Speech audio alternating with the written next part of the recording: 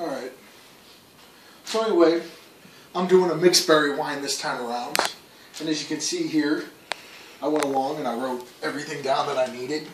And I went ahead and cut them up into different bags. Instead of you watching me cut them all up, I'll just show you the bags. For example, I got my peach, which is 2.5 pounds. Had my blackberry, which was, or my bad, the blueberry, which is 2 pounds. My strawberry, which was 3.5. My cherry, which was 6. I used 3 different types of cherries in this, 2 pounds apiece. And I used blackberry. The only thing I haven't added yet was I need 2 quarts of apple cider, which I will add later. But right now I'm just letting everything defrost. As you can see here, pull open the carboy. Not the carboy, my bad, the primary fermenting bucket.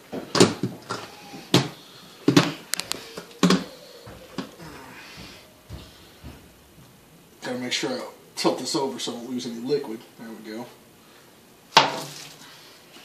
Pull it up. And, of course, you can see the different fruits in there. See, I'll open it up for you. You can really see it then. You can see the different fruits in it. But it's got a little bit of everything in it. But right now I'm just going to let it go ahead and defrost for 24 hours. Once I do that,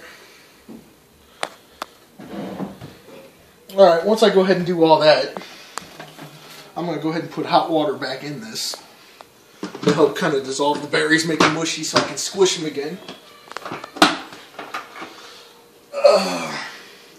That'll be it. I'll go ahead and mix up all the ingredients, which that's what you'll see next. Alright, so what I'm going to do here is I'm going to go along, disinfect the berries. I've seen this before. Hot water.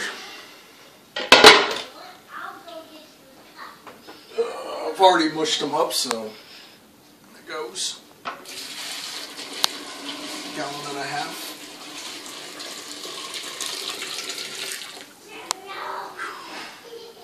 And that should do the trick.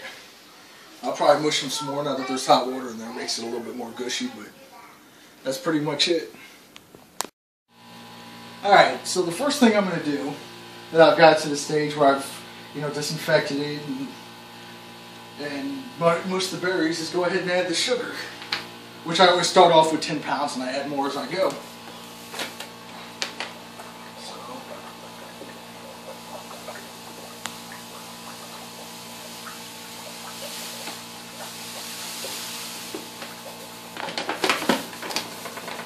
This time I filled it up with enough water to make sure it stayed in it. It fills up at 6 gallons in a carboy.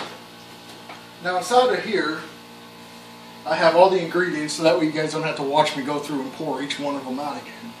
But it consists of 5 tablespoons of acid blend, 3 3/4 tablespoons of peptic enzyme, a 1/2 tablespoon of wine tannin, 5 tablespoons of energizers, and 6 Camden tablets. So I'll go ahead and add all that in there now.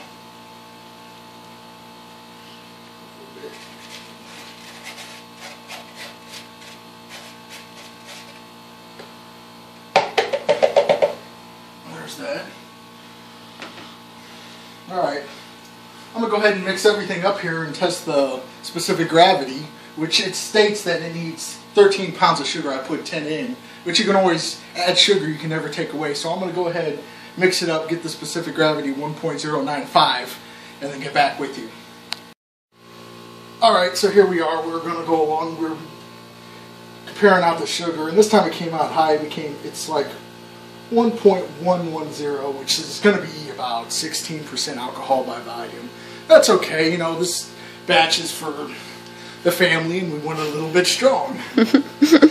So anyway, most of the stuff that's in here, you have blackberries, blueberries, raspberries, cherries, strawberries, and peaches. There's only really one white substance. The rest of it's all red. Now there's 2 different types of yeast you can use. And this is for more of your white substances on your fruit wine, like this one here. It's not upside down. Okay, it's upside down on the back. But this one's more for your pears and peaches. And if you mix that kind of stuff with honey wine, or honey instead of sugar, this works fantastically. You also got this, which this is about 10-20 cents more per pack. And then you got this stuff that's a little cheaper, but it still does the job. But it's for your red stuff, and like 5 out of 6 products in there are red, so this is what we will be using. This one will make it, of course, like a higher alcohol content. It'll eat up all the sugar in it, and it'll kind of get rid of all the flavoring. This one won't do it as much. So, like always, we just go ahead and sprinkle it on the top.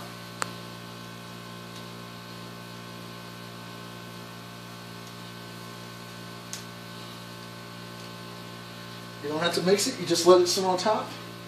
And then you go ahead and put your primary fermenting bucket back on, which I've got liquid in here, so I got to turn it just right so I don't lose my liquid, because it's got my step 2 in it. Alright, kind of try and get it somewhere where it's right up on the bag. And this should start fermenting tomorrow. Tomorrow I should have bubbles just coming out of it like so. And that's it.